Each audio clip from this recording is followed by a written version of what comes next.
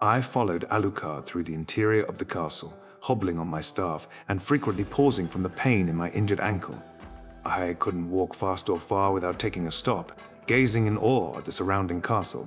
The Gothic walls, the dark chambers, the hidden shadows lurking behind each and every corner.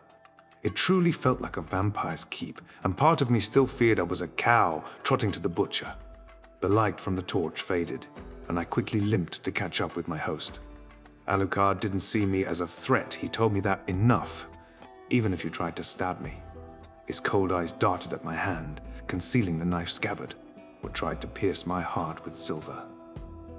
He noticed the sword beneath my cloak. You wouldn't get very far. I'm faster and stronger than you.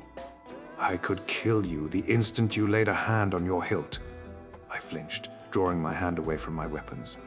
But I won't kill you. You've given me no reason to. He noticed my ankle wobbling. You are injured. Jew. No shit. I'm injured. I muttered. It's a miracle. I didn't break my leg running from those night demons. I winced, lifting my bad foot off the ground. Maybe I did break it, and I'm just a tough cookie. You didn't break your leg, Alucard responded curtly. Else you wouldn't be walking now. It looks like a sprain. Once you're bathed and cleaned, I'll take you to the infirmary, where I can tend to your wounds. There's an infirmary in this castle? I asked curiously. There is, Alucard said quietly. You sound surprised. I am, I admitted. I'd never heard of a vampire healing people. No offense. None taken. Alucard chuckled quietly. Though it wasn't my infirmary, it was my mother's. She intended to open a hospital ward for the surrounding villages. He sighed. I'm so sorry. Thank you. Alucard responded quietly. She would have been happy seeing it put to use for an injured and amnesiac traveler. I told him of my travels leading up to me, stumbling with a sprained ankle up the steps of his castle. It sounds like you've had quite the journey, he remarked. You can rest easy here for the night. The bathroom was a small marbled room with a fancy tub, a strange bowl, a sink with a mirror, and a shelf with what appeared to be potions. Alucard told me Dracula built it to accommodate his human wife. He pointed out the different aspects in the room and their functions. My ears perked as I watched him fill bathtub fill up. How does it do that? This castle employs advanced technology that is centuries ahead of what humans possess at this time. Alucard replied plainly. The most important is what you see here, running water and indoor plumbing. He touched his hand in the water. This should be warm enough, what do you think? I stuck my hand in. It is warm, I gasped. This is so amazing. How'd you make it warm? I turned the handles. Here, the left one is hot water, the right is cold, but wouldn't mess with it now. I hate to have you scalding yourself. In fact, if you ever want to take a bath, come ask me and I'll set you up. Only I know of the mechanics of bringing in running water inside a castle that was once movable. Okay, I nodded, examining the labeled vials on the shelf. Are these magic potions? Ooh, I don't dabble in that, Alucard said. They're scents you put in the water that make it smell nice. He opened a vial and wafted it under my nose. This one is of the Mediterranean Sea. What do you think? It smells very pleasant. White, I said. Can I use this one? Of course. The generous vampire poured the vial into the bathtub while I undressed. Now, once you are finished and clothed, call me and I'll... His face went red when he turned to me. What? I cocked my head. What's wrong? Alucard blushed, looking away from me. You are many things, stranger. Shy isn't one of them. He gestured the now filled, sea-smelling bathtub. Here, I'll be close when you need me. Thank you. I sidestepped around him so he could not see my shoulders, dropping right in the tub with a loud splash. Oh, this is so warm and it feels very good. I wiggled my nose. It smells good too. Is this what the Mediterranean Sea smells like? I wouldn't know, Alucard said, averting his eyes. I've never been to the Mediterranean before. My father kept his travels inland. The only sea I've ever known was Black Sea, but that is inland. I would really like to visit the sea one day, I murmured, sinking low into the bath, the warm water soothing the aches and muscles in body.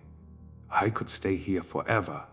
Careful, don't sink to the bottom or you'll drown. Alucard chuckled, handing me a cloth. You should scrub the mud and blood off you. Thanks. Thanks. I smiled and got right to it, scrubbing my arms and legs. Easy, Alucard exclaimed. You scrub yourself raw. But that's how the speakers washed me when I first joined them. I answered, confused. They wash themselves fast, so they can be on the road again, and safe. You are not going anywhere, Alucard responded softly. And you are completely safe within these walls. I promise you. Sure, I nodded, feeling the truth in his words before scrubbing myself easier. I should have known better than to wash between my shoulder blades. Alucard came running in, hearing me scream, and found me arched over, wringing in pain. Are you all right? I couldn't answer him until the burning subsided, breathing heavily before slowing myself down. Here I am. My voice ragged as tears dripped into the bathwater. An old wound, I think. I leaned over the side of the tub, not caring if my back was exposed. Alucard's footsteps drew closer. I jerked away, splashing more water out. I'm fine. It's all right, Alucard reassured in a soft voice. I just want to look. I knew he saw them by the small gasp he made. You have quite the interesting scars, my friend. His hands were gentle on my back, but I flinched. No, don't touch. I won't touch them, Alucard promised. They appear to be old wounds, but they still hurt you. Occasionally. I sighed. They act up every now and again, but I think it was my fault this time. I agitated them, Alucard mused quietly. You said you did not recall anything before waking up in that burnt field. I don't, I said, allowing him to wash my back. He made sure to avoid the sore spots. Just the sensation of falling and burning. I reached behind me, gently touching the thickened skin between my shoulders. I see, Alucard said quietly, now tending to my arms and legs. It appears you are more than you seem, and the Elder was right. You do have a purpose on this earth, though I don't know what it might be. My ears perked. But who do you think I really am?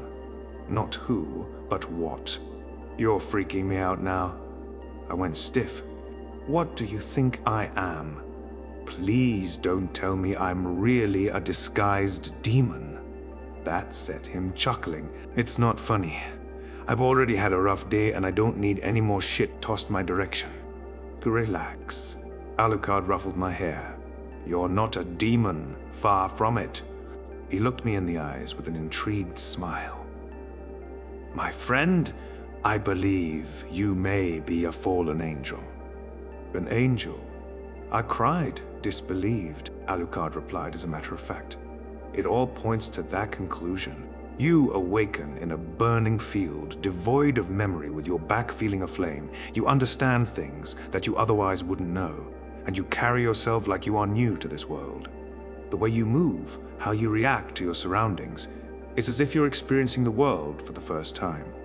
Like you are getting used to this body you found yourself in. Me, a hapless young woman with no memory, an angel. I chuckled nervously. That's funny, you're funny. I've heard a lot of doozies in my short days, but that one takes the cake. I'm not being funny, Alucard growled low. And I know you're not either. I hear it in your pulse and your voice. This scares you. Well, of course it scares me, I snapped. I traveled for leagues, nearly getting killed by night creatures hoping to get answers at this castle, only find more questions. Now there's a high possibility that I'm not human. Oh, don't worry. You're human, Alucard reassured. Ah, at least you are now. Though it might not have always been the case, you're not helping, vampire. Believe me, I am. I took you in and set you up with a warm bath instead of ripping your throat out, didn't I? He cocked a brow with a smirk. Listen, whatever happened, has happened. Do not dwell on the past, or what may be. Focus on the present. I'm focusing how much my foot hurts like a bitch. I rolled my shoulder muscles. My back even more so. Alucard's laugh startled me. He didn't seem the kind that laughed very often. I'll have that wrapped in a bandage, and there's ointment for your scars to ease the pain. Thanks. Thanks. I'll steal it. Now, if only there was a remedy of getting my memory back. I heard a sharp blow to the head is a way of resurfacing lost memories. Alucard suggested humorously. I think. Try that and I'll whack you with a sharp blow to the head. I snarked back. I may not know how to wield a sword or knife, but I have a staff, and I'm not afraid to use it. Alucard chuckled as if it had been the first time in years. I think I might like you. Ah. He gave me a long look before gently leading me to the infirmary where he would tend my wounds. I gazed in wide-eyed awe at the surrounding infirmary. Are you sure you don't do magic? Because this looks like a wizard's lair. How would you know what a wizard's lair looks like? Alucard murmured, searching the closest shelf for vials. I don't know. It just looks like a place a wizard would live. I was being honest. The infirmary looked like a place of magic and alchemy. 4 grand shelves lined each wall, organized with labeled vials. A large desk sat on the right side, lined with plants and notebooks. In the center of the room stood 2 rows of 12 beds, their linens gray with dust. How are you going to heal my foot? Are you going to use those potions? They're not potions, Alucard explained. They're salves. They are used to help heal injuries and prevent infection, but the one I'm looking for will soothe pain. He picked a vial with a white pasty substance in it. Here it is. I watched him open a drawer in the desk and take out a huge roll of bandages. He asked me to sit on a bed as he put my injured foot on a stool. I winced, but I didn't shy away knowing he was here to help me. It's swollen, Alucard observed. Wrapping it in a bandage will help it go down and allow you to walk better. Just hold still and don't move, okay? It's going to be tight, but I'll try not to hurt you. I flinched a little, but not from how firmly he was wrapping the bandage around my foot. Rather, it was from his touch. Whenever his fingers gently brushed against my skin, it sent a weird, warm feeling in my stomach. Here, this should suffice. Try standing up. I stood up. So much better. I wiggled my toes. I feel like I can stand on it a little more. That's the purpose, Alucard said. The bandage will help compress the swelling and allow you to walk easier. It'll have to be changed, of course, but I can easily do that. Make sure you do not put too much weight on your healing foot. Shift it to your other foot, or even better, your staff to keep it off. I nodded. Next, he slathered the white paste onto the scars. Unfortunately, I didn't sit as still for that. I tried, but having cold paste on an already sore injury wasn't easy. Yet I trusted Alucard, holding my staff with both hands on my lap, letting him do his work, while he covered the paste with bandages. I noticed he had his own scars on his arms. It looked like he was caught in a coil, wrapped around both arms as they vanished up his sleeves and reappeared coiling around his neck like a noose. Anger boiled within me. Who hurt you? You have scars too. That I do. That I do. I have many of them, he answered quietly, tracing the lines on his opposite arm. This was from 2 foolish visitors who betrayed my trust. He didn't say any more, and I didn't ask. I wanted to find whoever the bastards were and stab them through the throat. I will never betray your trust, I told him, determined. I swear on it. Alucard answered with a friendly pat on my head. Later on, he led me to my room, a small lavender guest room with warm furnishings and an even warmer bed with curtains. The full moon shone beautifully through the window. Wow, soft. I fluffed the pillows and bedsheets. Oh, I'm going to sleep so good tonight. I gave Alucard a meaningful look. Thank you, too, for everything. Alucard lowered his chin. Anything to help a lost stranger find her way. He told me the castle was mine to explore, but advised me not to wander around at night lest I should get lost. And I will be close should you need me, he said before closing the door. Even without the semi-ominous tone of a vampire keeping watch, I couldn't settle in. My sleep was troubled, not because I was uncomfortable. The room was very cozy, and physically it was the most comfortable place I slept in recent memory. It was hard sleeping alone in a new, unfamiliar place, without the warmth of the speakers huddled against me. Oh, how I missed Vivian, and the cold of the room didn't help either. I tossed and turned before I decided to soothe my nerves, whistling about raindrops on roses and whiskers on kittens, and things that certainly didn't go bump in the night in an ancient vampire castle. I nearly flipped out of bed, clutching my staff against my breast when the door creaked open. What exactly are you doing? Alucard's shadow loomed at the door, trying to soothe myself to sleep. I shyly admitted, by whistling to yourself. I think. I sat up against the back of the bed. Sorry, I didn't meant to disturb you. I'm not disturbed. Alucard's shadow moved until he was sitting on the bed, the mattress slightly dipping. From the moonlight, I could make out his large, imposing figure, his long, wavy hair trailing below his shoulder like a maiden's. I wasn't scared, but my body was on alert, being this close to the world's most dangerous predator. If your foot is hurting you, I can refit the bandage so it isn't too tight. The bandages are fine, thank you. My foot's sore, but that's not what's keeping me up. I sighed. It's gonna sound crazy, but I'm not used to sleeping alone. I've always had someone close by, like the speakers or the old farming couple, rest their souls. I think being alone in a huge place like this makes me feel vulnerable, that I have to stay awake or else I'll be killed.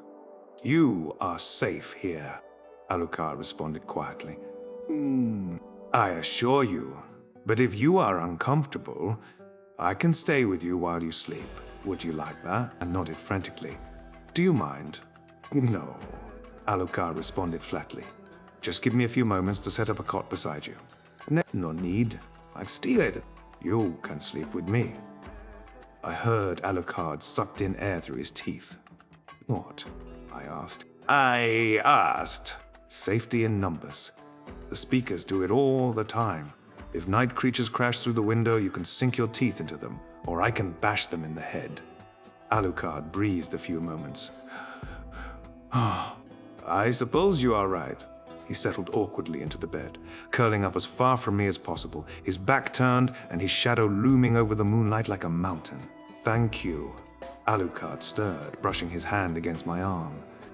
I still woke periodically through the night, though mostly from cold this time around. I shivered, nearly waking up at one turn when I felt a heavier blanket cover me. I hope I'm not repeating the same mistake over again. The vampire's voice murmured in my dream. But I think I can trust you. I smiled in my sleep, feeling tucked into the blanket and a hand gently stroking my hair. Sleep well, little one.